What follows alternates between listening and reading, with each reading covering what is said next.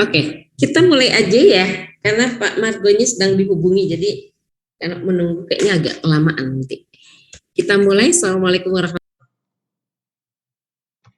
Waalaikumsalam warahmatullahi wabarakatuh.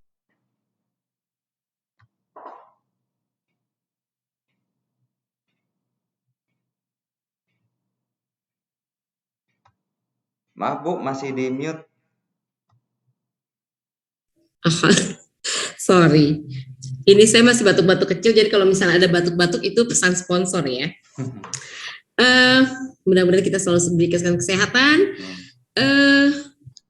Ini siapa? Oh, masih.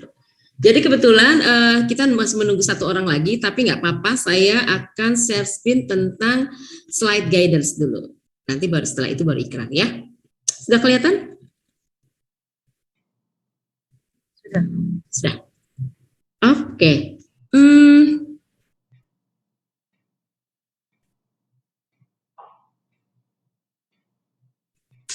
Oke ya, hari ini kita asesmen penyelia halal ya. Nggak ada yang salah masuk ya. Bukan auditor halal ya, penyelia. Oke, kita akan diasesi berdasarkan SKKNI nomor 21 tahun 2022. Jadi ini yang terbaru ya, yang sebelumnya itu tahun 2016. 2021 ya masih. Kemudian asesornya saya. Kemudian ini nomor asesor saya, tempat ujinya adalah TUK sewaktu jarak jauh dengan metode Zoom meeting. Kemudian instrumen asesmen yang akan saya lakukan adalah ada 3 hal, yaitu 1 tentang observasi demonstrasi, dan ini sudah dikerjakan dalam bentuk lembar kerja yang Bapak dan Ibu sudah dilakukan pada saat pelatihan ya dengan IHT. Nah, ini akan lanjut dengan FR1A03, yaitu pertanyaan yang mendukung observasi tentang aspek kritis yang ada di SKKNI. Kemudian akan ada juga tambahan berupa aspek pengetahuan yang akan saya tanyakan di FRIA07. Pertanyaan di sana biasanya pertanyaan dengan jawaban singkat ya, tapi kalau yang pertanyaan mendukung observasi itu biasanya harus lengkap atau detail ya, seperti itu.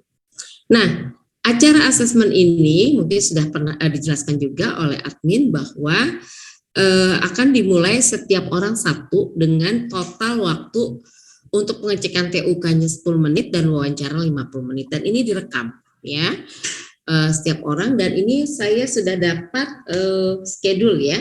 Agenda pertama Pak Dede, kedua Pak Margo, ketiga Pak Hendra, keempat Bu Safira, kelima Ibu Krisna, keenam Ibu Reviana, ketujuh Ibu Triayu, seperti itu ya. Nah, wawancara ini total 50 menit, tapi juga bisa memungkinkan seseorang bisa selesai dalam waktu 30 menit. Jadi saya akan melihat kalau misalnya dalam pertanyaan saya, oh ini tadi udah dijawab gitu ya, karena detail sudah dijawab, jadi saya nggak perlu bertanya lagi, kira-kira seperti itu. Atau kemudian kalau misalnya kok jawaban saya agak melenceng ya, tidak sesuai dengan harapan saya misalnya, nah atau belum sesuai dengan kriteria, maka saya akan mengulangi dengan pertanyaan lain sejenis, tapi mungkin yang bisa dimengerti oleh asesi, seperti itu ya. Jadi kalau misalnya jawabannya udah kemana-mana, biasanya saya stop dulu gitu ya. Jadi stop itu artinya ini udah kemana-mana melenceng, jadi nanti akan saya arahkan supaya waktu kita dijeda 50 menit.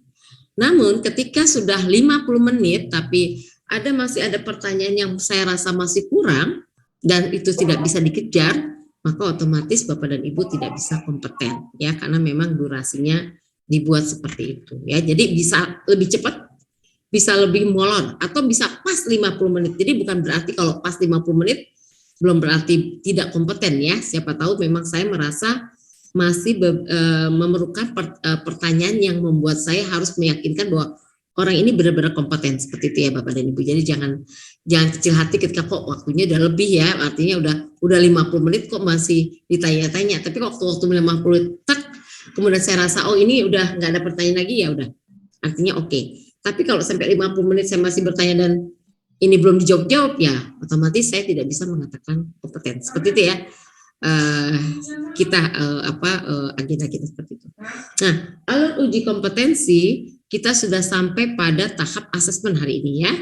Nanti direkomendasikan juga hari ini. Jadi Bapak dan Ibu akan direkomendasikan kompeten atau tidak di hari ini juga. Kemudian setelah hasil rekomendasi itu sifatnya sementara, karena setelah itu nanti ada rapat komite teknis. Rapat komite teknis itu melihat juga apakah selama asesi ada gangguan atau ada hal-hal yang dinyatakan, misal pada saat rekomendasi sementara saya menyatakan tidak kompeten, tapi berdasarkan rapat komite teknis bahwa misal pertanyaan itu sudah cukup ya untuk dijawab dan dinyatakan ini nggak apa-apa kok, ini bisa kompeten misalnya. Nah itu bisa nanti penetapan hasil asesmennya bisa berbeda seperti itu ya. Kemudian baru nanti akan ada penerbitan sertifikat maksimum 1 bulan dari penetapan hasil asesmen. Nah, selama proses asesmen tadi berlangsung direkam ya, kemudian dengan streaming YouTube, kemudian YouTube disimpan dalam unlisted video sehingga tidak dapat dilihat orang lain kecuali admin LSP. Rekaman selama asesmen merupakan bukti proses asesmen tadi untuk proses komite teknis dan laporan ke BNSP. Jika peserta direkomendasikan kompeten, maka harus menandatangani surat pernyataan penggunaan sertifikat logo dan tanda kesesuaian. Ini akan dihubungi oleh admin ya setelah selesai asesmen. Kemudian asesmen boleh mengajukan keluhan melalui asesor langsung, misalnya Bu suaranya kedengeran, atau Bu pertanyaan saya belum jelas gitu ya misalnya. Kalau telepon atau email kelamaan ya seperti itu. Tapi membanding kalau telepon atau email misalnya selama asesmen kok saya nggak pernah ditanya dengan jelas, jadi asesornya nggak pernah bertanya dengan pertanyaan yang lain gitu ya, membuat saya harus bisa ini kompeten gitu, cuman nggak ngerti pertanyaan sehingga saya salah menjawab, nggak bisa seperti itu. Kemudian Bapak dan Ibu boleh mengajukan banding jika asesi tidak nyaman selama proses uji kompetensi, misalnya tidak diberikan kesempatan untuk menjawab dengan baik oleh asesor. Kemudian proses banding ini dilakukan maksimum 2 minggu setelah pemberitahuan penetapan hasil keputusan oleh komite teknis ya. Banding dapat dilakukan melalui form banding atau surat resmi ke email info.halal@lspmui.org. Kemudian asesi yang dinyatakan kompeten, maka biasanya dilakukan pelaksanaan surveillance untuk memastikan bahwa Bapak dan Ibu kompetensinya tetap terpelihara selama memegang sertifikat pada masa berlaku ya. Biasanya dilakukan pada tahun kedua. Misalnya tahun ini kompeten berarti tahun 2024 ya dilakukan surveillance-nya.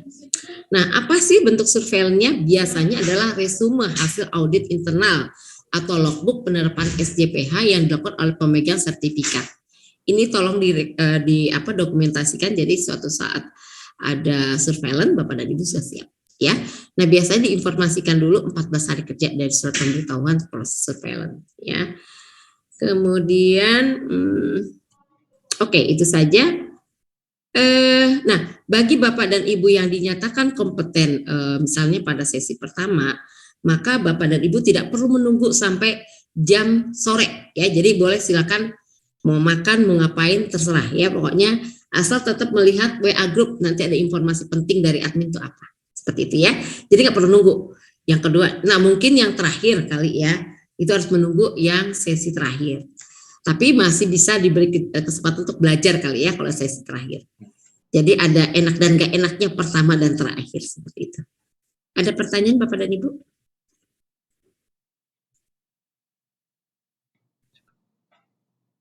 Silakan kalau ada pertanyaan.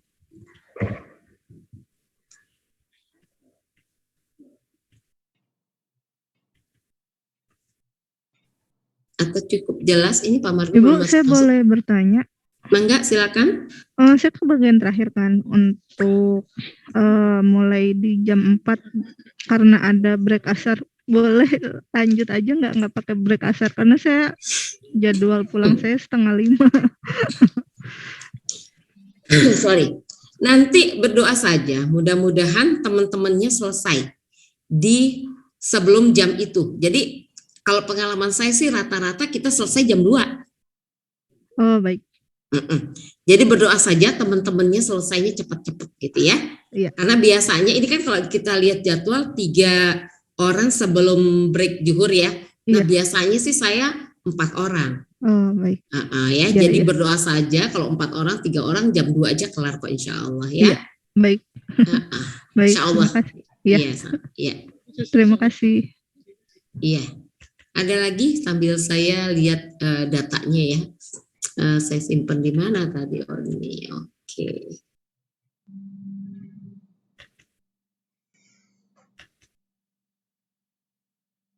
Ini Pak Margo, ini apa? Kemarin datang nggak waktu acara itu? Apa? Cek sound? Nggak ada ya? Kemarin ikut, Bu. Kemarin. Masih di jalan apa? Udah 8.20. Nanti saya ngomong sama Cindy dulu supaya kita boleh bisa mulai nggak?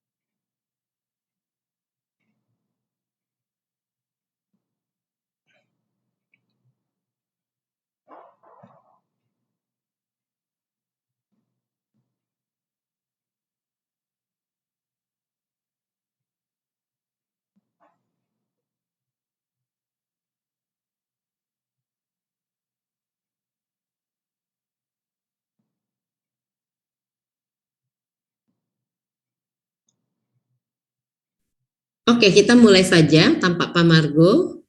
Saya akan share screen tentang ikrar. Nah, jadi nggak cuma nikah yang ikrar ya, asesmen pun harus ikrar. Bapak dan Ibu udah kelihatan belum tulisan ACC? Sudah, Bu. Akan saya gedein. Oke, sudah cukup besar ya? Sudah, Bu. Bapak dan Ibu nanti yang tulisan ACC berarti Bapak dan Ibu yang dilapaskan ya, disuarakan, kemudian nanti saya menjawab di asesor. Nanti Bapak dan Ibu melanjutkan lagi di ACC. Kita mulai dengan bismillah ya, biar apa yang kita laksanakan hari ini benar-benar tercapai sesuai dengan harapan. Oke, Bapak dan Ibu bisa mulai dengan mengucapkan bismillah pertama. Bismillahirrahmanirrahim. Bahwa saya sudah mendapatkan penjelasan hak dan prosedur banding oleh asesor. Bismillahirrahmanirrahim. Saya menyatakan tidak akan membuka hasil pekerjaan yang saya peroleh karena penugasan sebagai asesor dalam pekerjaan asesmen kepada siapapun atau organisasi apapun selain kepada pihak yang berwenang sehubungan dengan kewajiban saya sebagai asesor yang ditugaskan oleh LSP. Silakan Bapak dan Ibu. Saya setuju mengikuti asesmen dengan pemahaman bahwa informasi yang dikumpulkan hanya digunakan untuk pengembangan profesional dan hanya dapat diakses oleh orang tertentu saja. Oke. Bapak dan Ibu, silakan kecuali Pak Dede, silakan untuk left dari grup. Nanti Bapak dan Ibu akan saya panggil melalui WA grup ya. Doakan teman-temannya yang duluan-duluan ini lebih cepat dari 50 menit sehingga asesmen kita bisa cepat. Amin. Amin, Bu. Ya, Bu. Saling mendoakan ya. Insya Allah. Oke, Boleh jadi live ya, Bu, ya? Silakan. Izin Kecuali baca, Pak Bu. Dede ya. Iya. Silakan Pak Dede. Kecuali Pak Dede. Semangat. Semangat Pak Dede.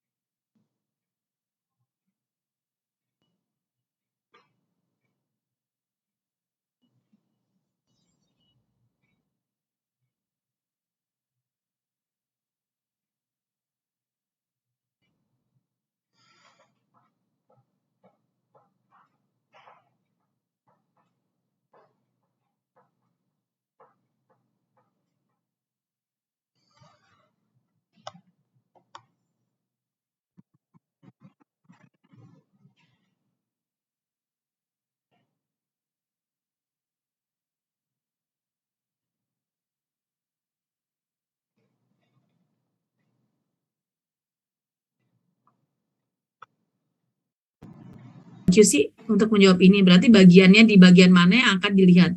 Jadi ketika audit